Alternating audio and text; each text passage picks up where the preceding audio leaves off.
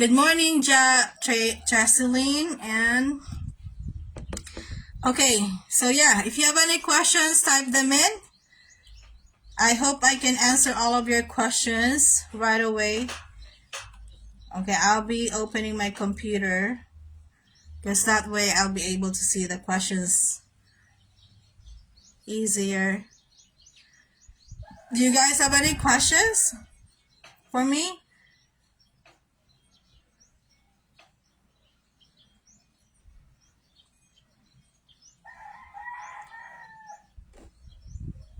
It's okay, attendance not checked. Hi, Priscilla. Okay, any questions on you guys?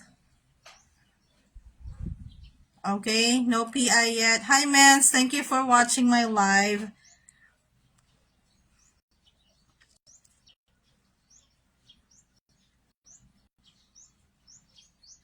Hi, good morning.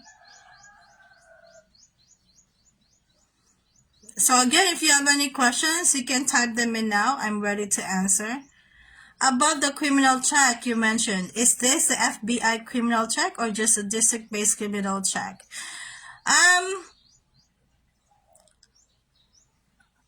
think I'm not really sure.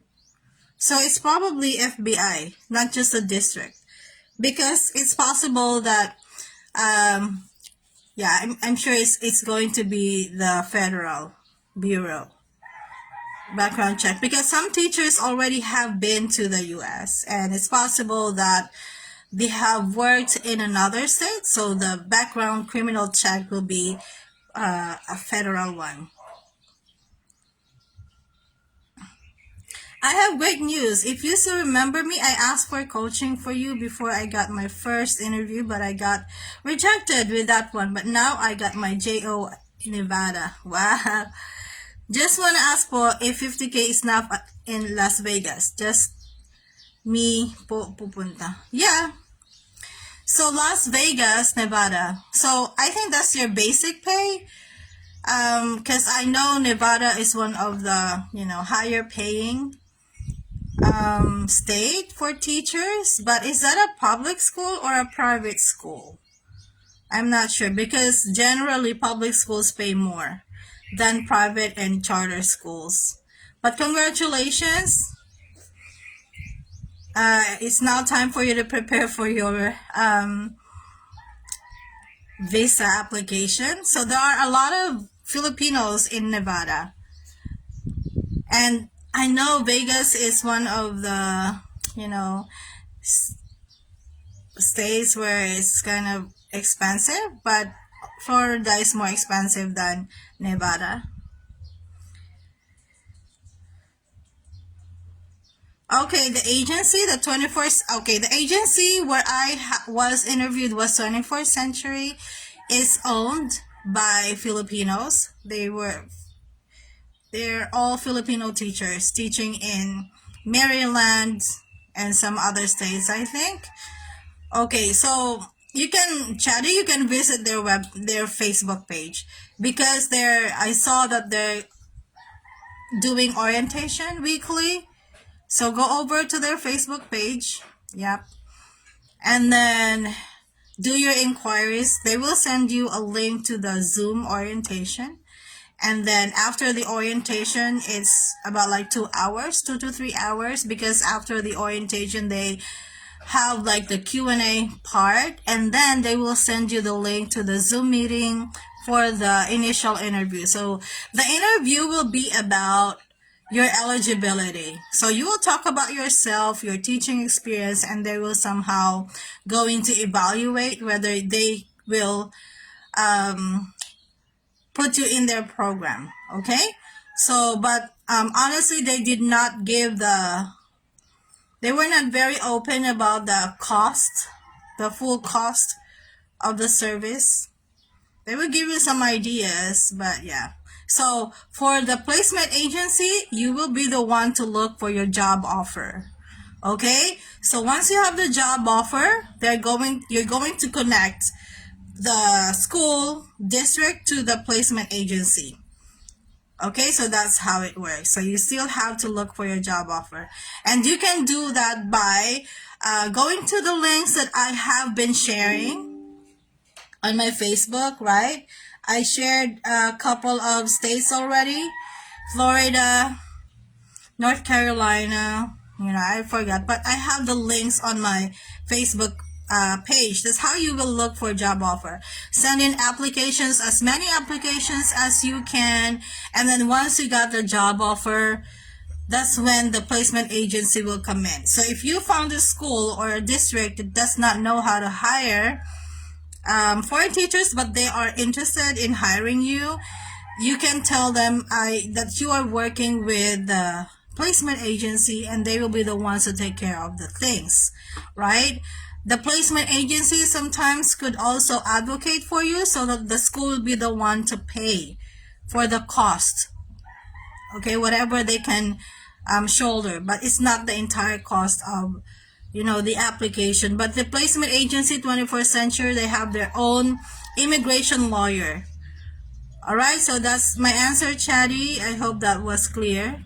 Okay, let me look at my computer. Because using my phone, so that's my answer, Chatty. I hope that was clear. Okay, let me look at my computer. Okay, sorry, that's my computer. It's really loud. Okay. Okay, hang on. I'm looking at the questions you have.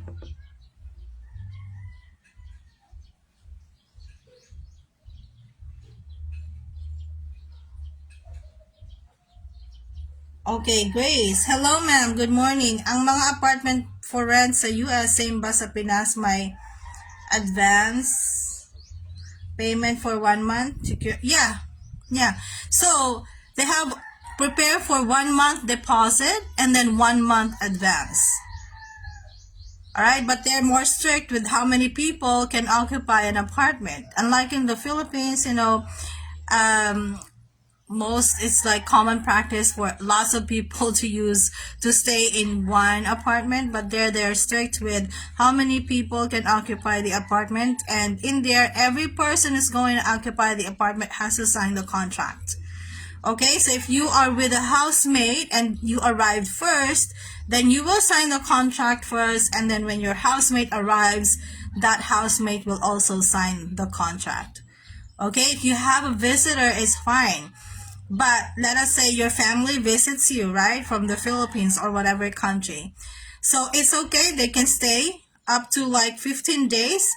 After 15 days, they would like that it will cost you extra for the payment. They want that friend to pay. Okay, so but most Filipinos would not tell the leasing officer that you have visitor who's been staying for a while. All right, so yeah, prepare for 1 month advance, 1 month deposit, and you will also pay for you will also take care of the electricity.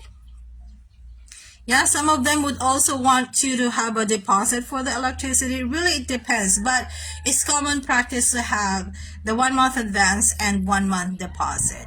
Okay, like in my case in Orlando, in the first apartment where we stayed, I had to call the service provider, OUC, that's the for electricity, like it's Meralco here in the Philippines, in Manila.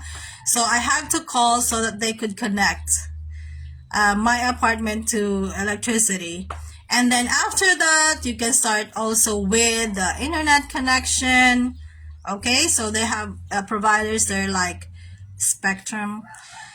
In some apartments, they have the electricity and the water ready. In some apartments, the water is already included in the rent. Like in the last apartment where we stayed, where we were paying 1,650. It was 2 beds and 2 baths. It includes the water already. Okay, but for some apartments, the water payment is separate. Okay, but electricity is always separate. And in some apartments, they already have like free internet. So yeah. I answered that. So next, how long should I wait for PI? Until what month? Okay, really it depends. So if your visa sponsor is working with lots of districts, then there will be a lot of openings possibly, and so they can easily match you with a school. If the district is small, there will be less openings, right? If the visa sponsor is also working with just one state or a couple of districts only, but EPI is an example of a visa sponsor that's connected with 4 states, so that's a lot of district. So the thing is, your PI, your principal interview, will happen if the visa sponsor found a match for you. Okay? Or because, the schools, the district, they have an access to the EPI website. I'm always using EPI as my example because that's my visa sponsor. I don't really know exactly how the visa sponsors are doing it, but for EPI, so you have your account, right, as a teacher, and there's also the district also has their own accounts. So these districts can view all the teacher profiles. Okay, once you are approved, remember EPI has a stage called the approved stage. Once you are in the approved stage, they already vetted you, then the employers will already be able to see your profile. And then if say they're looking for a science teacher, right, middle school science teacher, so they will log into their account with EPI and then search for the profiles of all the applicants with the credentials that they're looking for, and then they will kind of like choose, hey, we are interested to interview this teacher, and so EPI will then arrange that for you. Okay, and then you will receive an email that a school wants to have the interview with you. So how long it takes, really it depends per teacher. So until when should you wait for the PI? Okay, I'm not gonna mention his name, but he is an example I want to use. So he started application last year. He never got a PI, but this year, okay, he got his job offer. So it could be that long, it could be short. Really, it depends. So in my case, I started applying in January, right, of 2017. That's when I started uploading my documents, and then I got the interview in July. That's the PI, principal interview in July. And yeah, that's also when I got the job offer, 3 days after, because I was interviewed on a Friday. So obviously there's no office on during the weekend. So Monday, the next week, I got my job offer. I initially did not accept the job offer, but EPI, kind of like convinced me, hey, you should take this now if you want to go to the US, because that was already July, right? I may not have another PI. So, okay, I said, all right, I'll accept it. So that's, the rest is history. Okay. Do they provide state teaching license or a temporary license? So Franklin, it really depends. If your visa is J1 visa, I think they have like a special arrangement for J1 visa teachers. You don't have to have the teaching license from the state before going to the US. They will take care of it. They, meaning the employer, so that's a district, and the visa sponsor, when you are already in the US. So your only participation is going to be filling out online forms, right? And then they will send you the certificate through email. They will send it to you every year. Okay? So, but if your visa is H-1B, most of them, if you have submitted, if you tried the links that I gave on my Facebook page, you would notice that many of these districts are asking for certification. So because that's H-1B, most of them would require you to have the certification from the state ahead. So that's even before going to the US. But there are many states that have 1 year probation. So they will allow you to teach for a year, but within that year, you have to be able to obtain your state license. So obtaining the state license would involve exams. So they are called praxis. And this praxis, it depends on what your specialization is. There's an exam for physics, for instance, since I'm a physics major. There is an exam for social studies, etc. So they have what they call the what is it? You know, because I woke up late, my brain is still not. Oh, reciprocity. Reciprocity, reciprocity. So meaning they can recognize your international teaching license, and then they would also recognize out of state, meaning if you have a teaching license from another state. So, but then they have like a limit. You should be able to still get your teaching license after a year, right? That's the probation period. So yeah, for J1, you don't have to worry about teaching license. They will take care of it once you are there. Okay, but for H1B, most of them would require that you already have your teaching license.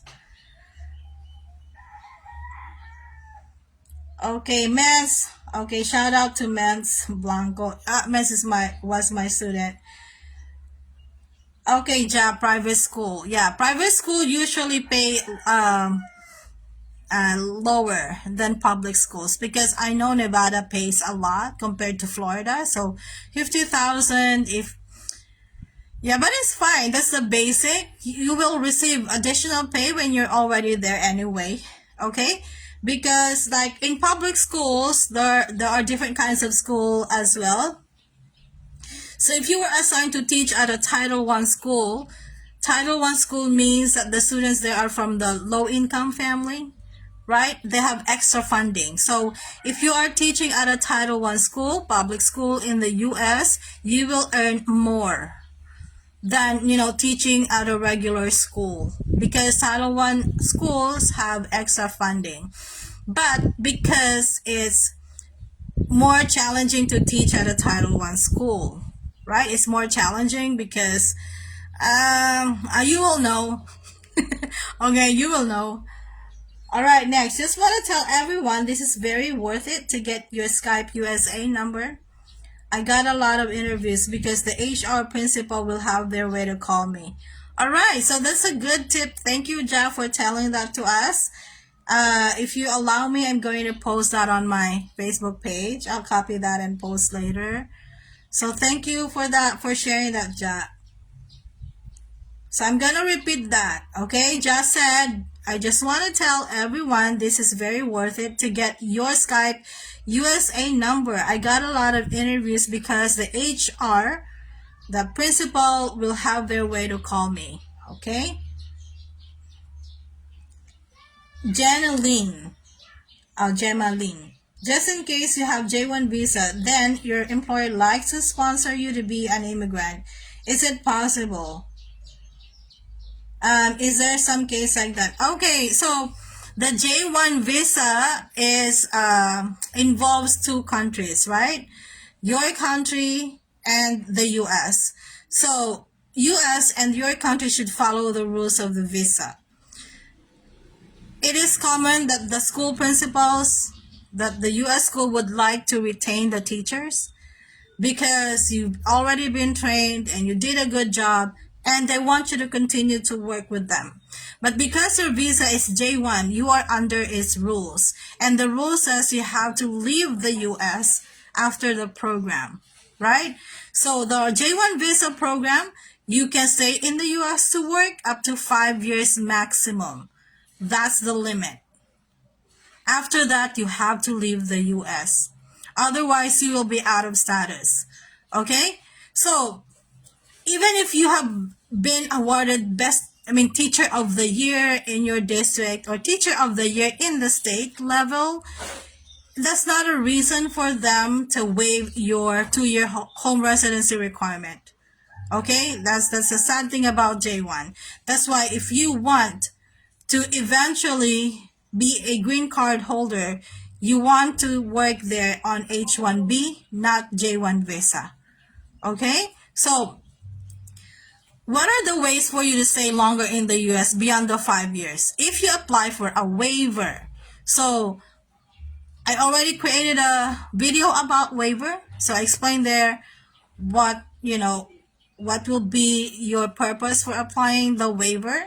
I also explained why I did not apply for a waiver, even if I have an American child. So if you want to know about that, I have the video on my YouTube channel. But no, you cannot stay. Even if your principal wants you to stay longer, even if they want to sponsor your visa, you have to first comply with the J-1 visa requirement. Okay? Because without the waiver of the 2-year home residency rule, you cannot transition to another status, meaning to another visa. Okay? So, now if you apply for a waiver, really it depends on what kind of waiver you will apply for. There are many things that you can use, but it will be costly and it will take a while. So, make sure if you are planning to apply for a waiver, save a lot of money, because there are possible consequences if you apply for a waiver while you are in the program, right? If your visa sponsor found out that you applied for a waiver, they may stop your program and send you home if they found out. So if you are planning to apply for a waiver, keep it to yourself.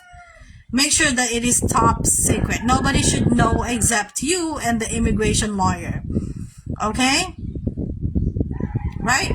So, there's been also some instances when the teacher applied for a waiver and then the school informed the visa sponsor. Obviously, the teacher was sent home. So, applying for a waiver is kind of like a tricky business to do. If you want to really pursue it, make sure you save a lot of money. Make sure that it is top secret. Don't even tell your friends about it. Okay? It should be just between you and the immigration lawyer. Okay? And then, suppose, you were able to keep it a secret, right? And then your DS 2019 is almost ending, because when is it time for you to get the waiver? After your 3rd year, right? Remember that the program is for 3 years and then there's 2 years extension. So you can start applying for a waiver on your 3rd year. But if they found out that you were applying, then you will not have your 2-year extension. So those are the risks that you have to prepare for. You can go home earlier than your plan. And also, suppose, everything is okay, nobody knew, your visa sponsor did not know about it. So you completed the 5 years, for instance, right? Now, because you applied for a new waiver, therefore, and then your visa is already expired and your DS 2019 is expired, what will happen to you in the US while you are waiting for the result of the waiver? Well, you cannot work because you don't have the right visa to work. So what the practice is that before the end of your DS 2019, before it expires, you should already have applied for a new visa. And what is that? Tourist visa. You have to have a visa if you are staying in the US. Otherwise, you will be out of status. So after the J-1 visa, when your DS 2019 already expired, you should have another visa, and that is tourist visa. Well, on tourist visa, you cannot work, right? It's illegal to work on a tourist visa. So that's why I told you, you should save for it. Because after your DS 2019 expired, you're on tourist visa, you have no work. How do you sustain yourself? So those things, okay? And depending on the type of waiver you applied for, it could take 2 years for the result to come out. 2 years, you should have just gone home, right? So so those things. Because waiver is still, like a big topic to cover. Because there are different kinds of waiver that you can apply for. All right? For other countries, it's easier. So this complicated process that I just explained to you is only for the Philippines, because the Philippines changed its rule. So for instance, before pandemic, so pre-pandemic, it's easy to get the waiver. If you can prove that you are married to an American, or that you have an American child like I did, they will automatically waive your 2 years. So you will apply that to your home country and then just send a proof. So in my case, I can just send the birth certificate of my son, but they changed the rule after the pandemic. So that in the Philippines, you can no longer apply for a waiver because you have an American spouse or American child. Okay, so it's now more complicated, it's more costly, and it's taking longer. But for other countries, you still have the option where if you're married to an American or you have American children, then they can give you automatic waiver. So that's for other countries. For the Philippines, no, it doesn't apply anymore. Anyway, so yeah, because that's the case. For me, my school doesn't want me to leave, right? But they can't do anything about it. Ma'am, ask ko, how do I answer the question if I am allowed to teach in the US legally since I don't have any? The answer to that is no. Obviously, you're not allowed to work in the US. All right. So, but like I said, so just answer those truthfully, because if you answered yes, you're legally allowed, then you are lying. Okay? So, and then they could cancel your contract if they found out, oh, well, you told us you were allowed to work here, but now you're saying you're not allowed and we have to help you with your visa, then that's a problem, right? So be honest, because if they really want to hire you, they will want to know the process, how they can hire you. So be honest. And yeah, because that's the answer to it. It's no, you're not allowed if you don't have a visa. Okay? I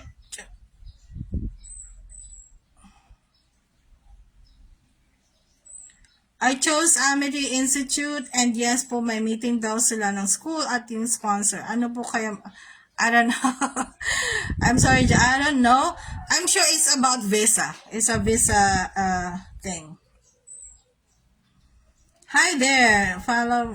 Thank you for following. Hi ma'am, nag-apply pa din po ba kayo sa yes? So, Tracy Lynn, yes, I'm applying. Franklin, you're asking, are you still on a J1 visa? I've gone home in 2022. I'm done with the J1 program. I'm now in the process of going back. If I may ask, ma'am, since you already served the 2 year, can you now go back to the school? Yes. Okay, so can I go back to the school where I taught? This time on H1B, provided they sponsor, or could you somehow request it to EPI? Okay, EPI is a J1 visa sponsor. You can never request the J1 visa sponsor to sponsor your H1B. Okay? So, a sponsor, EPI, so my answer to that is no. I cannot ask EPI to sponsor my H1B, but I can ask them to sponsor my J1 visa again. I'm actually working with them. So for EPI, if you're an EPI teacher if you're done with the 1 year, they will actually contact you and ask you, hey, are you interested to work in the US again on J1 visa? And then if you replied yes, then they will start the process again. So that's what I'm doing. Okay, so hopefully, because there's a document that I need to turn in, because I have an American child. So, but my batchmates they have the job offer already, so they're ready to go to the US. For me, it's taking longer time because there's an extra document that I have to provide. Okay? So, yeah, you can go back to the US on H1B or J1 visa with the same sponsor or another sponsor after you're done with your 2 years home residency. Okay, if you are applying through EPI and you failed your PI, your principal interview, then if there is enough time left, meaning like for now, suppose you had your principal interview in February, you did not, do well in that, so they will continue to try to match you with another school and arrange PI for you. okay? If they still have time.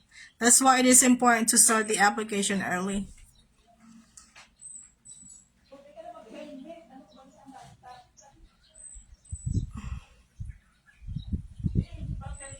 So that's why really, if you have the scheduled PI or principal interview, really consider that as your first and last. So you just do your best, correct? But actually, they will, if you did not do well on it, like I said, they will find another interview for you. I don't know if when they will stop. Say they arrange a second PI for you and you also did not make it. I don't know how many times they will try. Okay.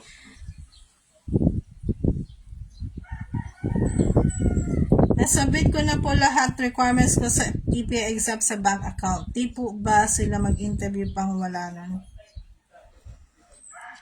What interview? So, usually for EPI, they require the bank account when you already have your job offer because they want you to have that money before you go to the US. Okay, for EPI. So, for now, it's fine.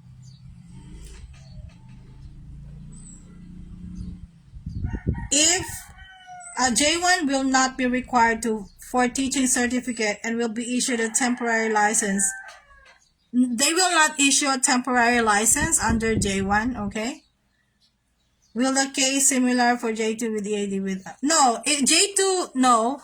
For J2, you have to have the license first before you can teach in the US because the treaty, all the agreements between the visa sponsor and the employer, the district, is between the J1 and the district only. It does not involve the J2. Okay, so if your J2 is also a teacher and the J2 wants to teach in the US, they first have to have the certification before they can apply to teach. Okay, so my suggestion is once you arrive in the US, start taking care of getting that teaching license. Ma'am, how will we know that it is a private or public school? Okay, one, you can ask directly if it's if you know the links that I've been giving you. So the Department of Education of every state, they have a list of all their public and charter schools. Okay? If it's not on the list, then it's a private school. Or you can go to the website of the school and you will know from there that it's a private school. Also in public schools, children don't wear uniforms. But charter schools and private schools, the students have uniforms. Okay, so next, are you comfortable in discussing about the salary? Yeah, very comfortable. I actually shared it already on my YouTube channel. I have a video about my salary. I showed my pay stub, okay? How my salary was computed. I already have a video on that topic on my YouTube channel, okay? So the title is My Salary in the US as a Teacher. I also have a video about the salaries in different states. So, yeah. Okay, so for entry level, the entry level salary depends per state. Okay, on my Facebook page, I just recently uploaded the pay schedule for the district where I used to work. So it says there that the minimum pay, minimum meaning that's the entry level. The minimum pay for Florida is 48,400 or 47,400. Yeah, you can just go over and check my the wall of my Facebook page, and then they have a maximum of 101,000 something, right? So actually, if you open the links that I have been sharing, when you go to the district, they have the information about the salaries. Okay, it's not a private matter in the US. It's only in the Philippines where they're so secretive about the salary, even if it is your right to know how much you will be paid exactly, so that you will, you can decide whether to accept the job or not. It's only in the Philippines. It's weird because you have the right to know. about the salary, right? So that you can decide, okay, I don't want to work here, they're paying too low. So in the US, it's public, it's a public information. Okay? So for if you have like the basic at least 2 years teaching experience should be relevant, right? And bachelor's degree, so no master's degree, you'll be at the minimum. Okay? The minimum pay for teacher varies per school, per state, I mean. Ma'am, video suggestion for how to visit states in a... Okay. Have you heard about All Seasons, this agency? Yeah. So All Seasons Manpower is a legitimate agency in the Philippines, and I heard that they don't collect fees from the applicants. Okay, you can follow their Facebook page. They're posting, openings, but they're not just sending applicants to the US, but they also send workers in different parts of the world, and also not just teachers, but different kinds of fields. So Wasim, ma'am, I want to get a US teaching license. Okay, if you want to get a US teaching license, you should head over to the website of the Department of Education of that state. They always have a tab for teacher certification. Okay, the teacher certification requirements vary per state.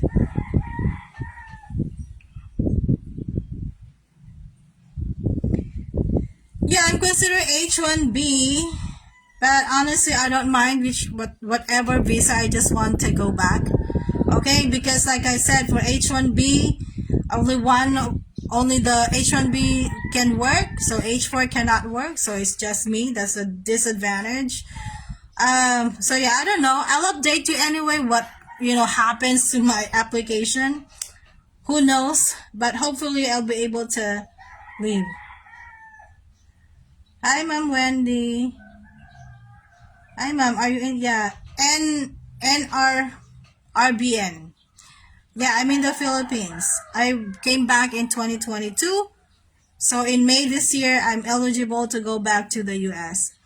Ma'am, after ng TQI ng EPI, my next interview, the next interview after TQI is the interview with the principal.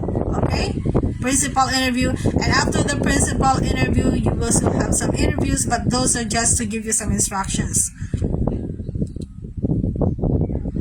And EPI will also rehearse you. Suppose you already booked your appointment to get your visa, and then you have your visa interview, say in that week, they will rehearse you. So they will practice you. They will act like they're the consul.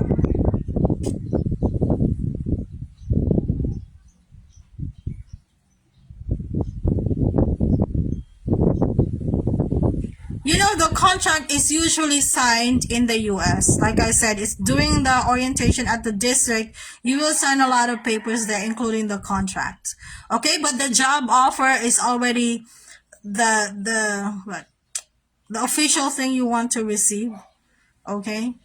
Did I sign a contract? No, I signed a contract before going to the US, but that's with the visa sponsor. The contract with the visa sponsor, okay?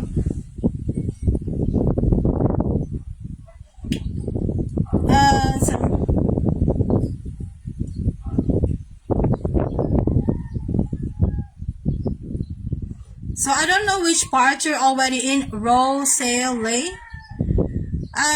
Anyway, I don't know if you already had your TQI or I don't know which part of the process you're already in. But if you have not been moved to the approved stage, then what you should be expecting is an interview with the EPI.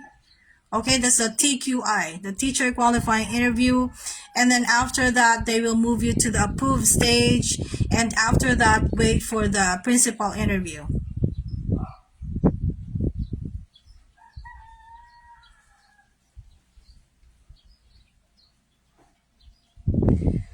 Okay, what are your suggested responses if the interviewer asks if you have questions after the interview? Well, it really depends on you. What things do you want to know, right? So what are you curious about? If they're hiring you, are you curious whether you will be teaching with another teacher? Like, will you be part of a group? Like, it's not just you teaching the class? Are you curious about, the class size? Those things really depends what is important to you. Okay? Because as for the salary, you don't have to ask about it anymore because it's a public record. Ma'am, any suggestion for visa interview? What do you mean? Okay, for visa interview, I already created tips, right? I have a video about why the visa sponsor is not approved. I have a video about J1 visa interview tips. I have a video about how to fill out the DS-160 form. So I already did videos about J1 visa. So those videos, you can watch them over at my YouTube channel, okay? So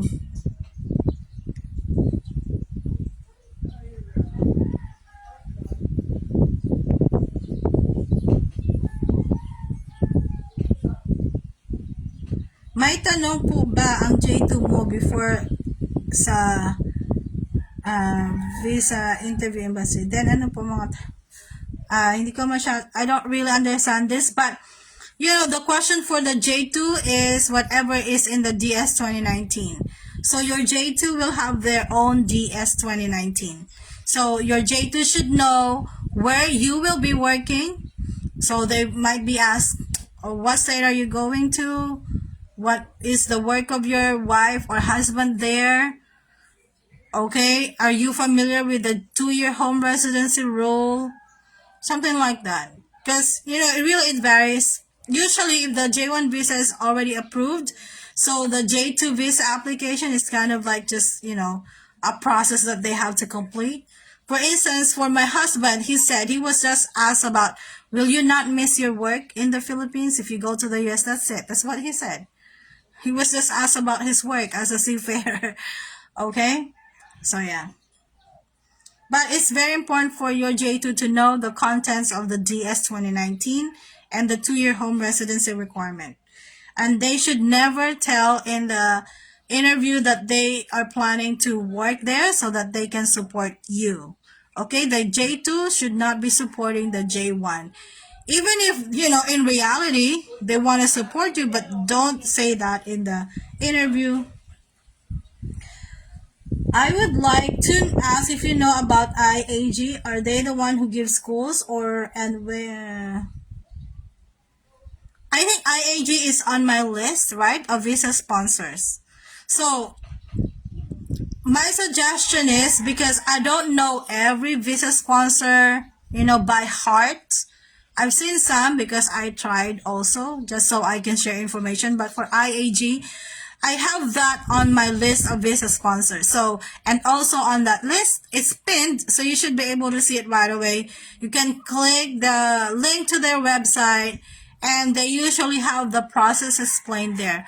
Because some visa sponsors have what they call the self-placement, right? Self-placement program. But most of the visa sponsors like EPI, they don't have the self-placement program. They are the ones who are going to place you, meaning they will be the ones who look for your school. But if the J1 visa sponsor has a self-placement program, then they also accept teachers who already have a job offer from a school, and then they will just connect the school to the visa sponsor. So really, my suggestion is go over to their site. Okay, I have the link to the visa sponsors on my Facebook page. Again, it's pinned. You should be able to see it right away.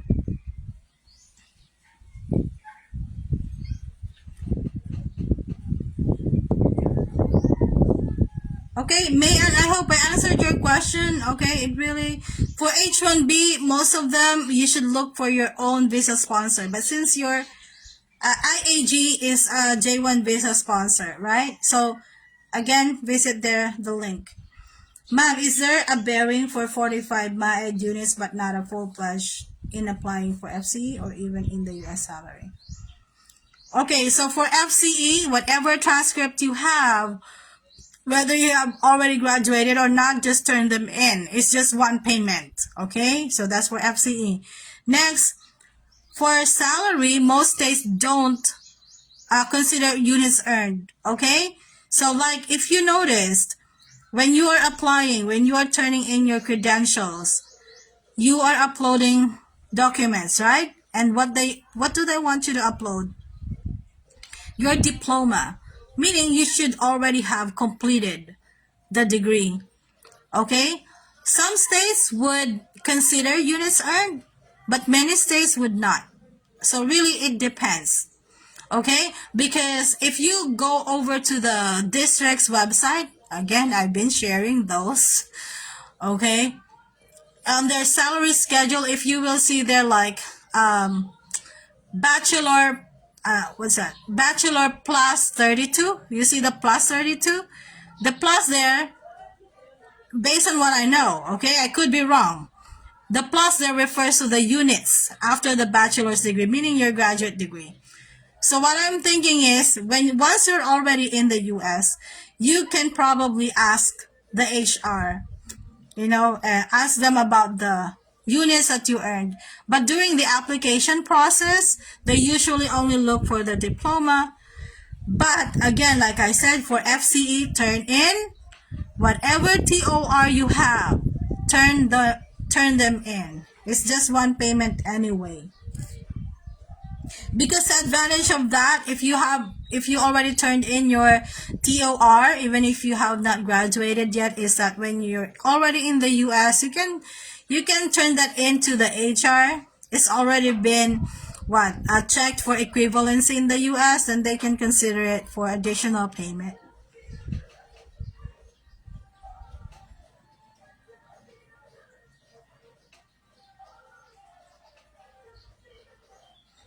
So Mayan. So if you are on the placement, self-placement program, meaning you're the one that got your job offer, yes, you have to connect with a visa sponsor if the district doesn't sponsor visa, so that the visa sponsor and your school will talk about the process, right?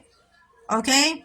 But if there's a placement agency that's involved, so what's going to happen is it will be you, the placement agency, the visa sponsor, and the school, right? Because the placement agency is not a visa sponsor. That's why I am discouraging working with placement agencies, because that's just an extra expense. But for me, it's okay if the visa is H1B. It's worth it. H1B. Because, after 6 years, you don't have to go home. But there are still direct hiring for H1B. So just be patient. Any preferences of which state you wish? No, the preference really depends on you. What do you consider important? But for instance, I don't want to work in, say, New York City. I don't want to work in Chicago. I don't want to work in LA. Okay? And also probably Baltimore. Anyway, what I would suggest is, like, what are your non-negotiables? Okay? And then you can start from there. Say, if you don't want to work in a city that is known to be unsafe, then, don't choose that. Something like that. But in big cities, usually that's where the biggest salaries are found, right? New York City is high paying, but, it's very challenging too. But I know a lot of my college professor, she's teaching in New York City. So they're earning a lot. Okay? But also the cost of living there is high. So this what, like a general rule. For really big cities, they usually pay high, but it's because the cost of living there is also high. Right? The salary should be proportionate. And also, big cities have more challenging students. Okay, those things.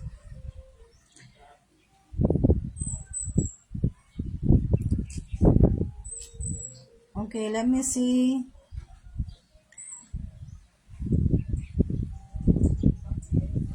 It's so windy here, so I keep on, like wetting my lips. Thanks for hang on. Until what time of month probably can have a PA from me, because until now I don't have it. Yes. Okay, Grace, you may want to do a follow-up email with them. It's okay. So guys, if you're working with EPI and you have questions, don't hesitate to email them.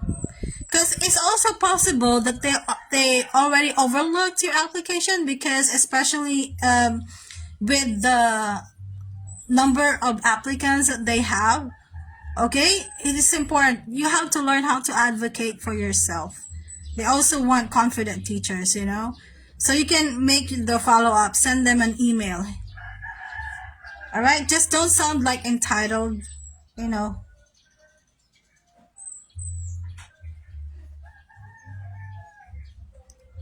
that is.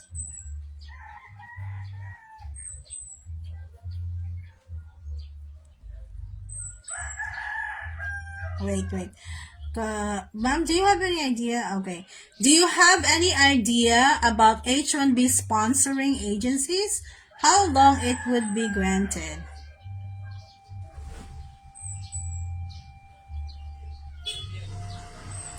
Okay. So again, agencies are different from sponsors. Okay. So there are agencies that are, helping teachers get H1B visa, but they are not the sponsor. All right. So if you're asking me, do I know H1B agencies? Not really. But do I know, H1B visa sponsors? Not really. But I know some H1B placement agencies. So meaning they're not sponsors, but they will help the teacher get H1B visa. Okay? And I already posted the list on my Facebook page. I also pinned it. So it should be easy to find, right? So let me check if I can open another tab and maybe post the link to that post.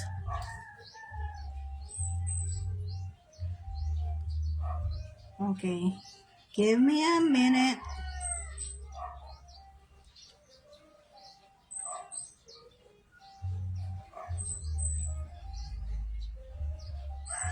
Okay, you know how I have a link to job openings, right, in different states? I also have a link to J1 visa sponsors, both J1 visa sponsors that have program fees and those that are for free. I have them on my page. I try to organize them as much as I could. Okay, I also have the link to different visa placement agencies or staffing agencies. Hang on, control, copy, H1B, where is it? Guys, when working with H1B placement agencies, proceed with caution. Make sure that you know exactly what kinds of services they will provide you and also what will be the cost. Okay? Don't just blindly work with placement agencies and then come back to me and, hey, you told it. Okay, it's right. You're all professionals. Okay? What I am providing to you are access to this information, but use your common sense, use your judgment, whether you will, work with this. But these placement agencies are legit. I don't post things I'm not sure of. Where's that one?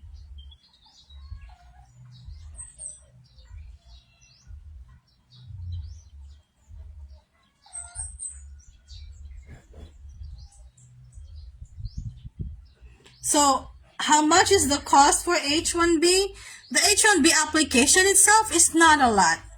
Okay, it's probably just around 2,000. But what makes it costly is if you're working with H1B placement agencies, they have to pay for the immigration lawyer, and it will be expensive. Okay, and then they're helping you with things.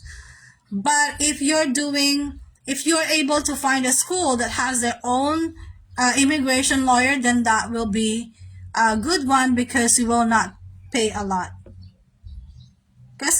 actually, some of it, like, it's only $950, the visa application itself.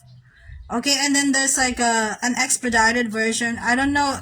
I'm sure it's not the term that they're using, but there's a premium. I think it's more costly, but not very, very expensive. But if you're working with H1B placement agency, that's what makes it expensive. Anyway, here's the link to the placement agencies. These agencies are legit, but they're expensive. I'm telling you, it's expensive. You could be paying up to 20,000 US dollars. So if you decide to work with this, again, placement agencies, ask about what kinds of services they will provide. That is your right, okay? Next, because if you don't get this information from them, then don't work with them, okay? So ask what kinds of services they will provide for you. Like, do they have their own immigration lawyer? Next, are they going to look for a school for you? Like, help you find a school? Next, the cost, okay? And the cost, how is it going to be paid? Is it staggered or is it a one-time payment? So those things are very important. You have to ask them those. If they don't give you the answer, you don't have to work with them. Find another placement agency.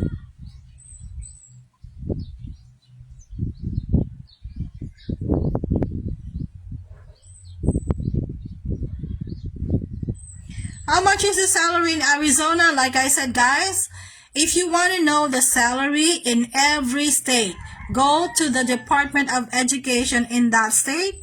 The salary schedule is a public record. That's for public schools, okay? Because again, private school, they're not under this system. Okay? They have their own, salary schedule.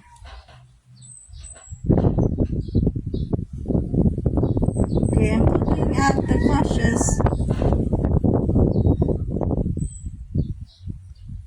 Okay, because Baltimore is again one of those big cities. It's very they actually have like a documentary on YouTube about, teaching in public schools in Baltimore. And also I have been to Baltimore.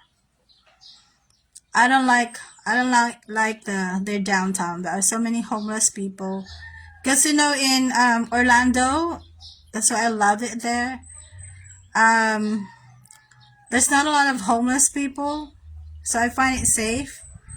Okay. Again, it really depends on your personal preference. That's just me. Okay, I don't see any new questions. Okay, guys, you don't have any more questions for me? I think because I was checking. I think I already answered these questions.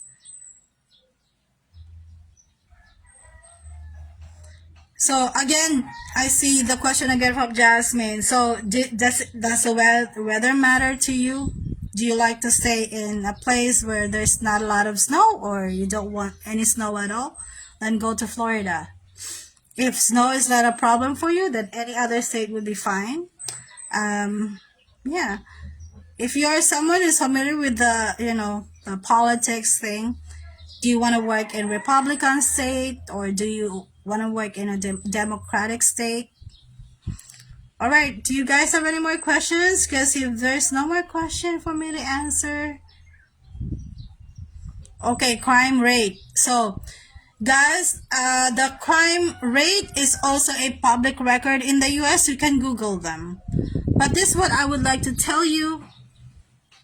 Everything in there they usually record, unlike in the Philippines, a lot of people are dying and nobody knows about it, and there's no database.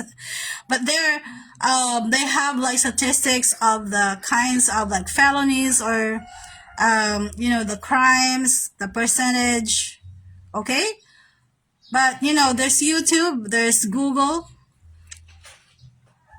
You can search those information online.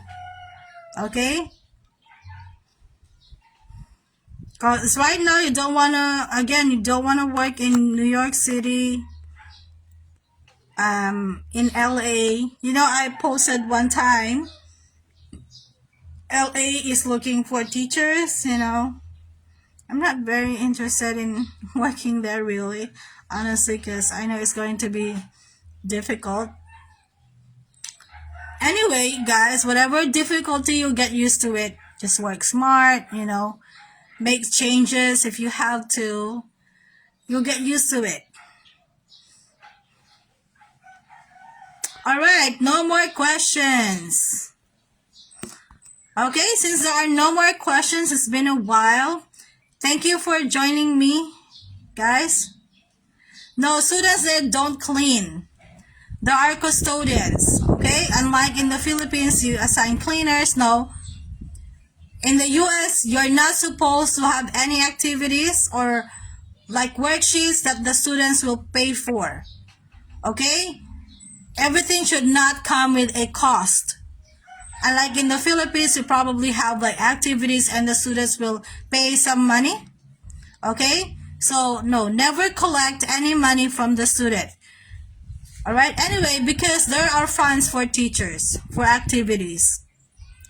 Next, again, there are custodians, meaning the janitors that clean the classrooms. So students are not cleaning the classroom after school hour, but you can, tell them to keep their area clean. If they dropped like a candy wrapper on the floor, it's okay to ask them to pick it up, things like that. But they're not, cleaning like with the mop or sweep the floor now. So for the time, okay, so direct instruction. So they discourage pure lecture classes. So they want you to use different collaborative activities, activities that's only requiring facilitation from the teachers. They have lots of tools anyway. So yeah, if it's, pure lecture, they don't really like that. They don't even like you, cold calling students, call outs, like you have a question and then you call a student's name. They discourage it because, I don't know. They want you to put the students on the spot. So there are different ways for you to get, answer from the student for them to recite. So you can use online tools where they, instead of saying their answer, they can post it. And so that's considered their participation, right? So don't lecture students like sermon, like a priest, how the teachers in the Philippines are used to it, using, a lot of time telling the students how bad they are. Okay, the time in class should be for academic activities only.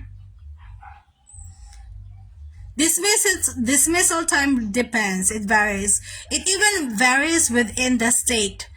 You know how in the state there are several districts? Okay?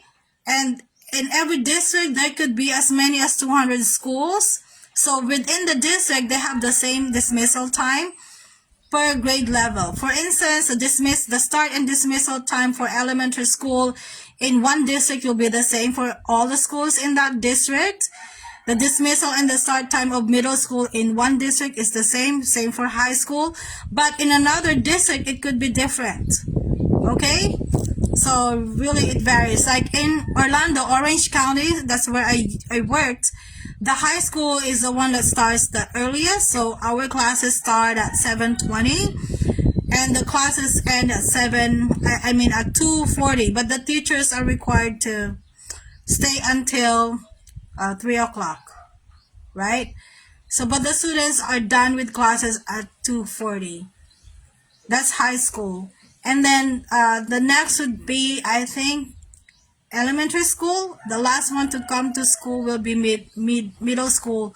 The reason for that is because the students are using the same buses. So when the high school students have been brought to school, right, they're the first one to start classes, then these buses will pick up the middle schoolers or the grade schoolers, etc.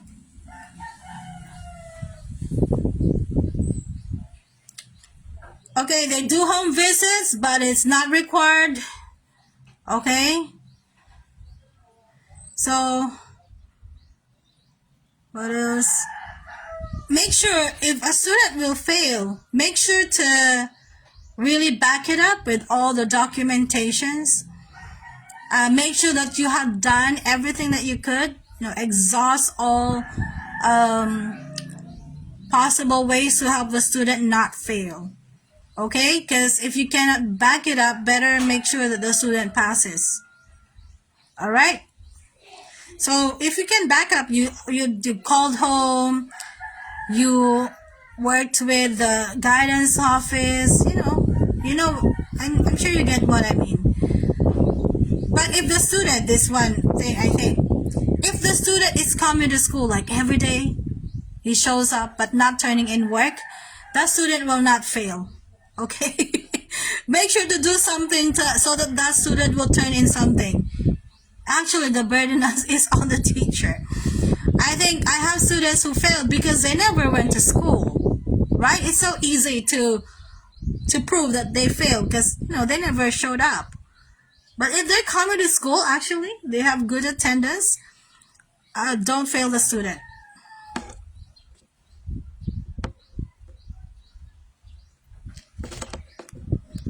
Okay, Ma'am Wendy, I will update you guys about my application.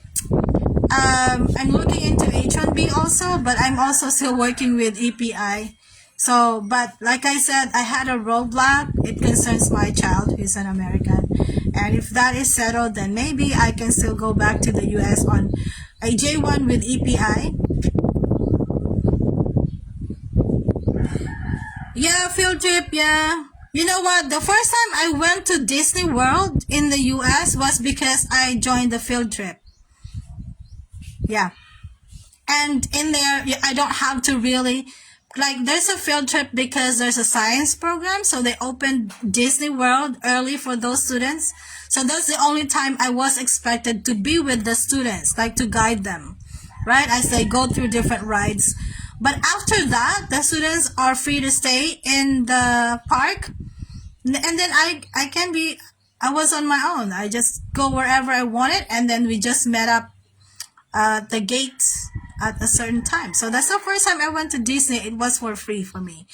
Okay. So there are activities like those, but sports is really the biggest thing. In my school, there's no Boy Scout. Schools there have lots of after school activities, but if it's an extracurricular activity, they never happen during school hours. Okay, they never happen during school hours. They never cancel classes because there's a program in school. Okay, all activities that are not academic happens after school hours. So the kids have to go back to school or stay in school. That is why for activities like those, the teachers are paid because that is beyond your school, your contracted hour. Okay, guys. So thank you again for visiting, for joining me on my live today. Hopefully it's been helpful to you. All right, thank you. I will say bye now because it's 11. I have to take care of lunch. Thank you guys. Bye. Good luck to you on your application. Good luck to us. I hope we all, see each other in the US. Okay, bye.